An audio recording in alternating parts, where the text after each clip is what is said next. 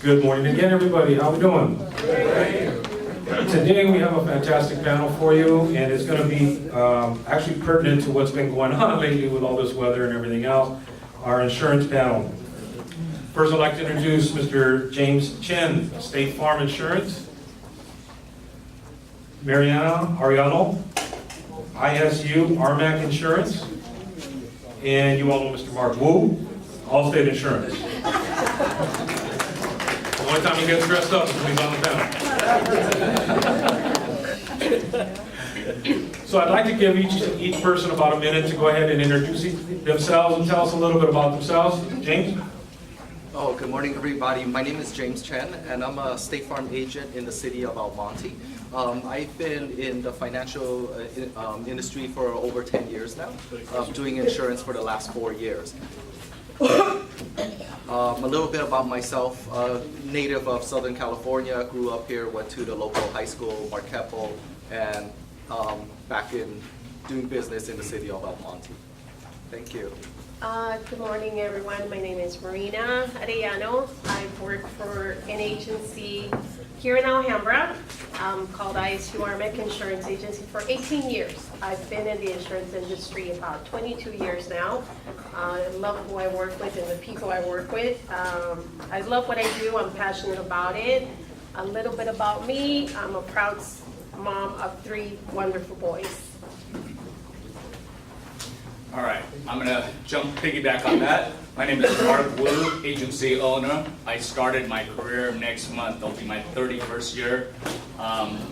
Grew up in Bakersfield, went to school in Cal Poly. Used to live on Delta Avenue, just a couple streets down here, and used to door knock all around here. Have 3 daughters, and excited to be on the panel.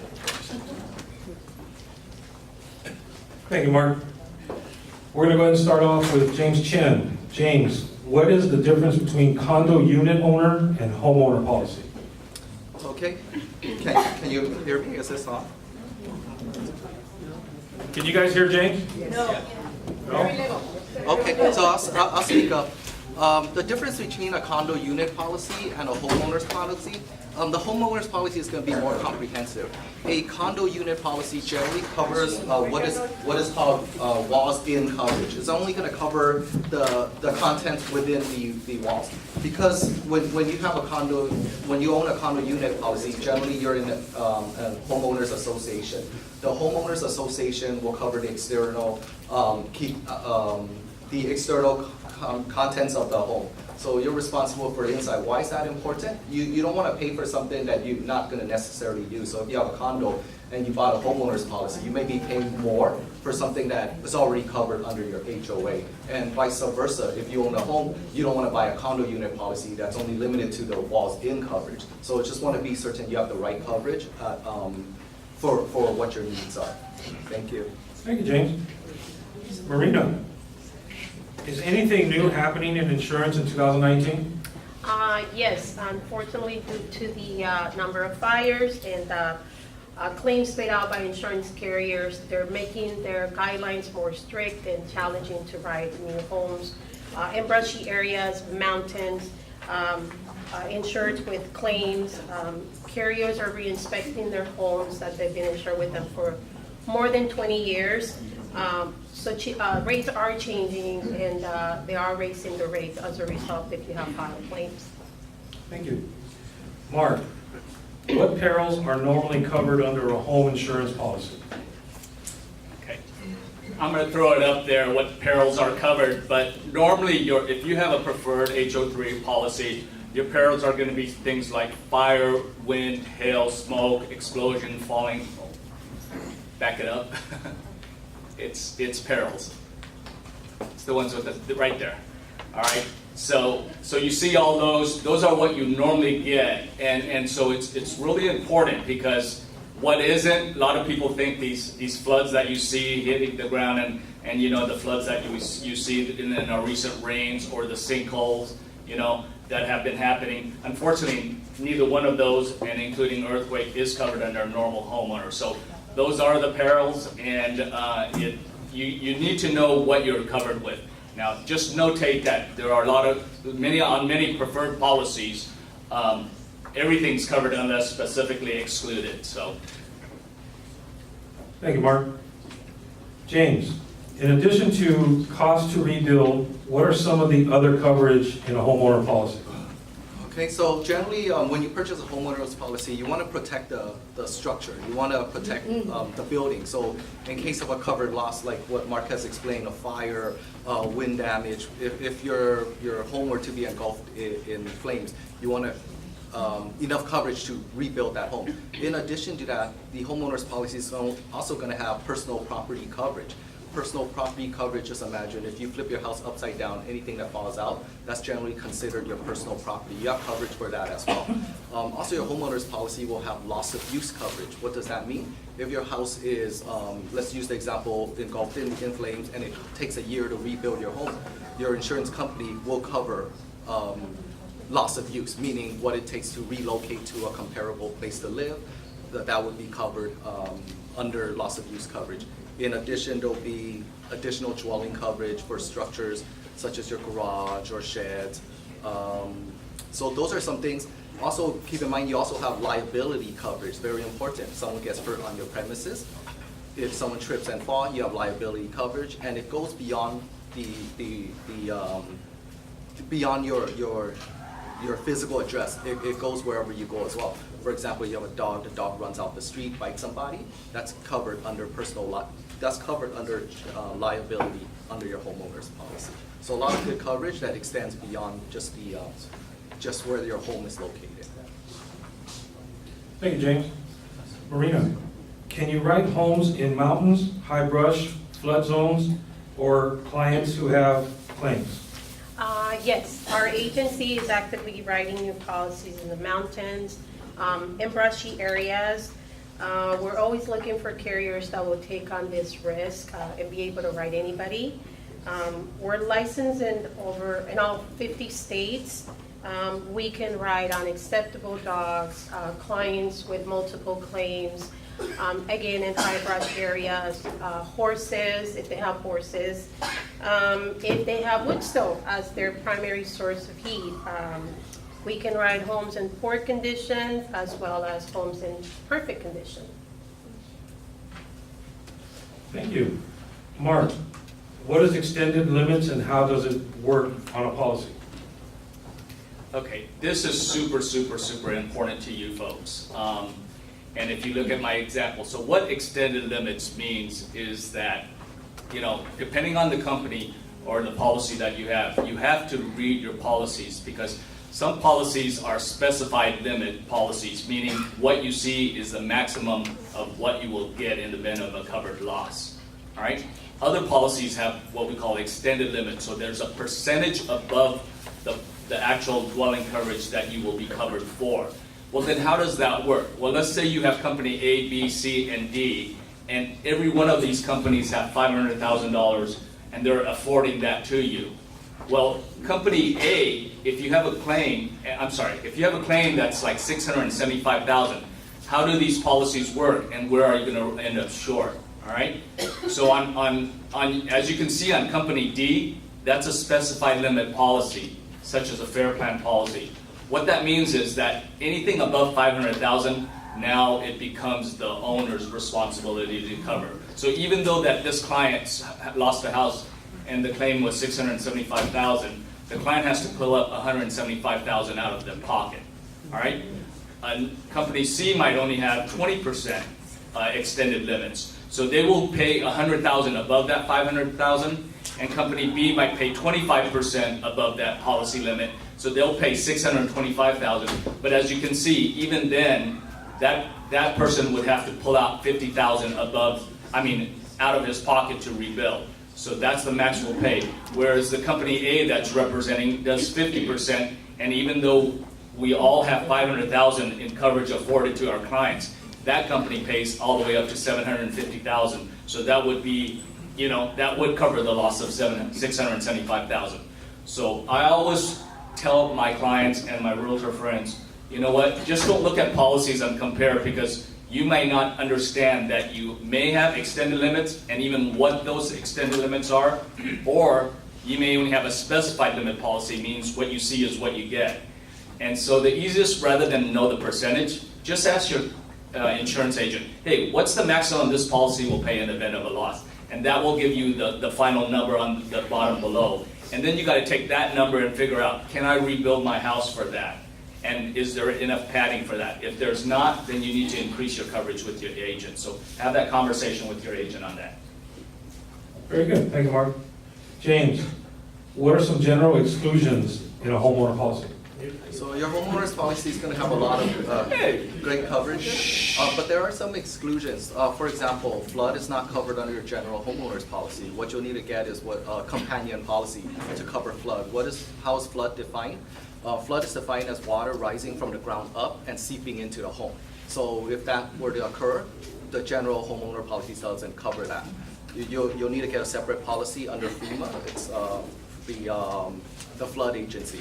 And you could get that through your insurance carrier. No, number two, another very common exclusion would be earthquake. So earthquake is not covered under your general homeowner's policy. What is earthquake is defined as movement shaking up the ground, and that will also require a companion policy. That one is administered through the California Earthquake Authority, and you could also purchase that through your insurance carrier. Thank you. Thank you, James. Marina, what is unacceptable risk? An unacceptable risk can be a client with multiple claims, whether they could be water claims or theft claims. Clients with unacceptable type of dogs, homes in poor condition or lack of any updates. Our agency is able to accommodate this type of risk. Not all agencies have the possibility or have access to carriers that will work with the clients. Thank you. Mark, what does loss of use mean and how does it work? Well, I didn't realize James was going to cover that, but I'll get a little bit more specific on that, if that's okay. So know that not all policies have this. So it's either loss of use or additional living expenses. And so you may have a specified dollar amount on your policy. You may have a definitive period, like a year or 2 years on your policy. What essentially that means is that in the event that you are affected by a claim, and that claim makes your house uninhabitable, meaning that you cannot no longer reside in it, the policy will kick in and will pay for something that you are naturally accustomed to. So a lot of clients think, hey, you have a nice Arcadia home, a 6,000 square feet home. We're going to put you up in a Motel 6 if your house is demolished. And that is no. We have to find you, if it's a preferred policy with many carriers, they have to find you a similar home. And naturally, if you have a shack in Arcadia, we're not going to put you up and pay for a home it's in a mansion. So I've heard of experiences and claims where even in Malibu, where it's cost $10,000, $15,000 a month to put this insured up while their house is being rebuilt. So know that you want to make sure that your policy has this, because if your house is destroyed, especially these people that lost their houses on all these brush fires that you saw, it's going to take more than months to rebuild. It may take up to a year to rebuild. Where are they going to be? Unfortunately, many of them did not have this coverage and are out of luck, so they're going to go basically find a home with their friends. But if they had this coverage, then it would pay for them to be put up someplace else while their house is being reconstructed. Thank you. At this time, I'd like to open it up for questions. Yes, sir. Talking about if they had coverage for the rebuilding, was that available to them at that time? Did they know they could have? Was that disclosed maybe? Because I know that we didn't know that territory was going to collapse as it now has. Did they know it? Okay, I can answer that. Generally, that's a common coverage in your policy. There's going to be limitations. So like Mark had mentioned, it could be a time frame. It could be coverage for up to a year. It could be coverage up to 2 years. or it could be what is called actual loss. Actual loss could be an indefinite amount of time within reason, because you don't want to be living up in a comparable place and extending the cost to rebuild, the time to rebuild, just because you have that coverage. So it has to be within a reasonable amount of time, and within your policy, it'll stipulate whether it's time or dollar amount. So sometime it could be it could be like $100,000 limit, $250,000 limit, 1 year limit, 2-year limit, or actual loss sustained. Actual loss sustained is within a reasonable amount of time, and it could be 3, 4, 5 years. Is that Can I add? is that kind of standard in our policies, even if we don't Go ahead. realize it's there, it's sort of standard in most policies? It depends on different carriers, so definitely take a look in your policy. I know State Farm products. Our State Farm products is listed as actual loss sustained. So we have that coverage. It's automatically built into our policy without having to, it's not like a la carte, you choose, pick and choose. It's already standardized in our policy. Can I add a little bit in for what he's saying? Every carrier is different, so the more we know our clients and their needs, and explain the coverage is available, whether it's dwelling, other structure, or the loss of use, there are carriers available where you can extend this and increase the limit that comes with it. So for example, the loss of use could be 10%. Some carriers will do 20%, and some carriers will do 50%. So that way you have that coverage for whether it's gonna be a year or 2 years to rebuild. Like any policies, you have to have an agent that spends time and reviews it with your client. You can't say, well, the agent didn't tell me, because, people try that on you folks, right, when you guys do the real estate deal. And so there are many different coverages within, and so not everything is automatic, and that's why we bring up these issues that it is good to have somebody that just doesn't just give you a cheap price, because frankly, you can strip down that policy and save some money and not have that. And I've seen it happen, and oftentimes is, hey, just give them the cheapest policy because they're tight in budget. Well, that statement gets us in trouble and possibly can get you in trouble because we both get pulled into litigation. Thank you. Yes. I have a comment and then I have a question. All of us have seen the fires up in Paradise, California on TV and everything, but we really haven't seen a lot of fire damage around. If you have a chance, drive up to Westlake Village on the Ventura Freeway and go left heading toward Malibu. Drive over the mountain there, and you will see millions and millions of dollars worth of fires, destruction. I opened my eyes up. I thought I was going into a war zone when I took the drive about a month ago. It is just fantastic. So out the Ventura Freeway to Westlake Village, and take Westlake Highway over to Malibu, and you'll really see something. My question was, what kind of research does an agent do when his first client walks in his office and says, I want to get a policy on my property? What do you do? What do you, other than just ask him how big it is and so on, do you actually check on anything that he tells you? You go out and investigate the property, you check with Clue, what do you do? Okay. We'll all answer it. Yes, so what we do, generally we'll ask the customer about the composition of the home. A lot of the information we can find under LA County Assessor, such as the lot size, and then because there's so much data, real estate data, we can generally find out the composition of the home. But what if there are upgrades? Those are things we're gonna ask our customers. So generally we take our customers' word for what the home composition looks like beyond what we already have available on the World Wide Web. In addition to that, if there are some things that are not 100% certain, we may send out an assessor out there to take a look on the outside. We generally don't need to take a look on the inside. Like I said, we take our customer's word for how the interior composition is.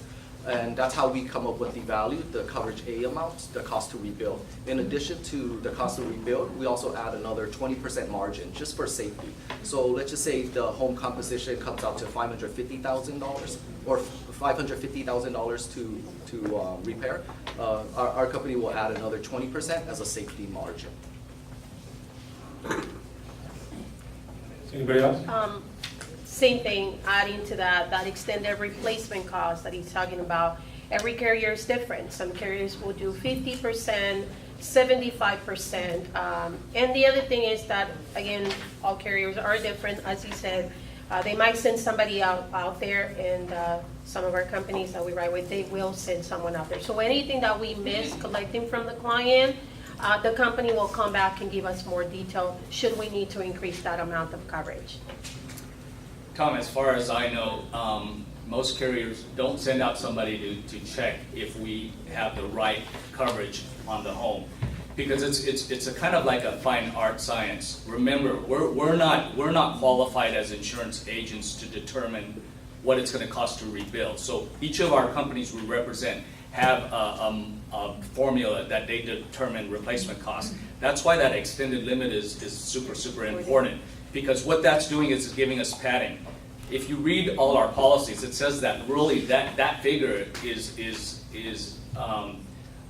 advising the clients, the insureds, to make sure that, hey, are you comfortable with that amount? Because you're an appraiser as well, right? And you know that you go in and it's not an exact science. Well, in order for companies to determine what it costs to rebuild, we would have to have every tradesperson come out, a roofer, electrician, a foundation person, a framer, a drywaller, and all that. And that's cost prohibitive. So all of us, what we do is our companies are comfortable with a replacement cost figure. And just because it says replacement cost, it isn't replacement cost per se. That's why there's that little padding in there to capture it. So that's why I always inform my clients, make sure that final figure, remember what I instructed you guys to ask, is, hey, what's the maximum this policy will pay? And see if that final figure is far exceeding building costs, and then you have a very comfort level. So that's how we run it in our agency. We know what our final figure is, and I'd like to not insure to that final figure to the minimum. I like to take what I think it's going to be, and then at least I have that padding to absolve us, and it protects you and us. Does that answer your question? Yes, David. For Marco, on that, I know he's still shaking his head. It's not even a tough question. On that extended coverage you're just talking about, do you have to pay extra for this? It's built into the policies, but in a way, yes, and in a way, no. There's some carriers, there's policies we could not give you that extra extended limits, and it would be a cheaper policy. So the answer, but it's not very costly. It's not very much. And so I would always recommend, I think that's an absolute, if there's anything in our policy. Anybody else? Yes, sir. Question for James. James, you mentioned that the homeowner's policy covers things like dog bites. Does that same provision apply to like renters insurance? Yes, absolutely. So any of our homeowners policy, renters, condo, rental dwelling policy, the homeowners, it covers dog bites as well. Other examples, because I say these are coverages that extend beyond the home.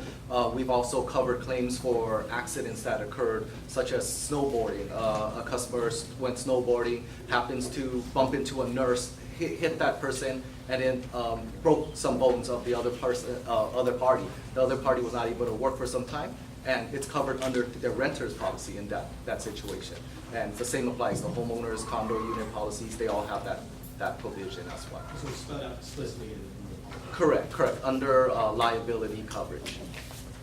Yeah, Brian. I have a question. I'm following up on with, say that I decide to get a dog, pit bull, and was that, They get insurance through them. which is on my other question, the type of dog. Okay. Right? I can either a Labrador, a pit bull, or what have you that I choose to get. Would that have any impact on my insurance? Do I have to even report it that I got a dog, which I never had one? Let's just say that that's the case. I'm just saying that. I'm just curious. Hypothetically. Don't get a dog. So to answer his question too, and part of that, yes, your liability will cover if your dog were to bite someone. But you gotta be careful who you're with and what kind of dog you have, because not all carriers will accept the pit bull. So you have to find the carrier that's gonna be able to cover a loss if you have a pit bull and bite someone. So, but does Let me tell you the breeds of dogs that a lot of carriers don't like, so that you guys know to avoid that. So normally it's a pit bull, a Rottweiler, a Chow Chow, you know, Akitas, yeah. So stay with your Maltese poodles, those things you carry in a purse. The Paris Hilton dog? But let me follow up on the question. So say you don't inform your carrier, and your carrier is one of the ones that excludes that dog, you're gonna be out of luck. Yeah. So it's not that, hey, let me get this, you know what, I didn't tell the agent, let me get it, and then, you know, something happens, you might not have coverage. You don't want to risk that, because if you look, there's the litigations, why those dogs are off the list is because there have been so many lawsuits on them in California, and companies have lost their pants on them, and so there's precedents. That's why the companies don't want them. So if you didn't notify your insurance and then you have a dog, but it's on the list, are they covered? Did you hear that again? If you- Class, what's the answer to that? No. If you know you have that type of breed of a dog, remember, you're signing If an you don't, application. if you don't tell the insurance company that you got a dog, you are responsible. Yeah. Well, no. Well, if you don't tell us you have a dog, but the dog is okay, it's one of those Paris Hilton dogs, and it bites somebody, you're covered. But if you don't tell us you have one of the dogs that are the ones that we won't accept, and it bites the thing, you may be out of luck. Hold on, Chris, no, Chris. Along that same line, I've got a German Shepherd. Hasn't bitten anybody. Super good with people. But I know my insurance doesn't cover German Shepherds. Are there other options? Are there? Let me answer that one. I don't believe German Shepherds are on the list of, you have, okay, still, there you go. Some companies are okay with it and some companies are not. The companies that are okay with it, State Farm. State Farm is okay. Lots of us. All right, let's start talking about what our company. No. We're not allowed to do that. John? Yes. Since we've been having a lot of rain and everything like that, I want to know if your flood insurance that you have in your regular policy also covers mold remediation. There's a limit on that. So generally, the homeowner's policy is going to have a limit on mold. Some may completely exclude it. From what I'm familiar with, our limitation is up to 5,000. So it's not a great amount of coverage for mold. Mold is kind of generally one of those excluded coverages. But there are some small coverage that we can take care of. And most, let me just piggyback on that. On mold, most companies, it's only in the event of a covered loss. Now remember, all this rain damage and all that, if it hits the ground, it's surface water, it comes back in, even if it causes mold, you're gonna be $0 out of luck. So the only time that I can think of a mold being covered under most of our policies is when you have a bursted pipe and it happens. Okay. All right, if it's a leaky pipe and mold has arisen, most of us will not cover any of it. Last question, Tom? Luckily, I have an expert right here. Most people don't carry their flood insurance around this area because it's not. That is flood. correct.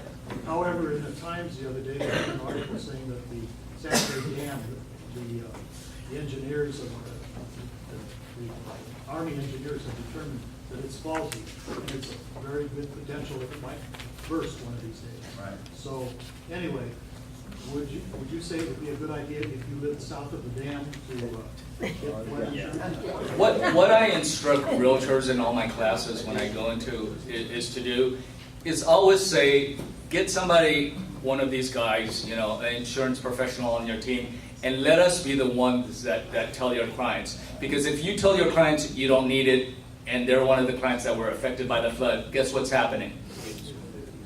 That's right. You're getting pulled into a lawsuit, even though you're not an insurance agent. If I tell a client that not to get it, and they can have documented proof, and they come after me, guess who they're going after? My insurance. All right? So what normally, your two best answers is, hey, XYZ agent is part of my team. That's a great question. He's an expert in this field. Let him answer the question for you. Or you always tell him to get the policy, and then you're not in trouble. Okay, let's give him a round of applause. Thank you very much. Have a great day.